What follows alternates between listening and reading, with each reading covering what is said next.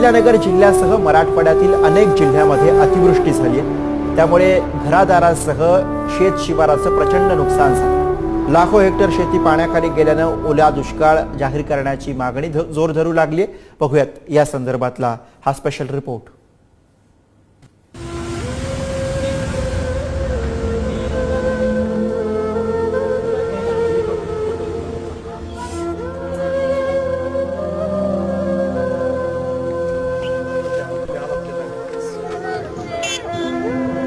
सगळे आमच्या पाण्यात गेले, दागिने पैसे सगळे वाहून गेले।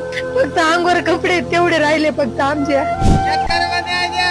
काय परिस्थिती आहे फडणवीस साहेब? काय झालं? शेतकऱ्याचं वाटलं झालं अजितदादा, शिंदे साहेब। अरे काय वाटलं शेतकऱ्याचं? कपाशी गेली, सोयाबीन गेली, कांदा गेला।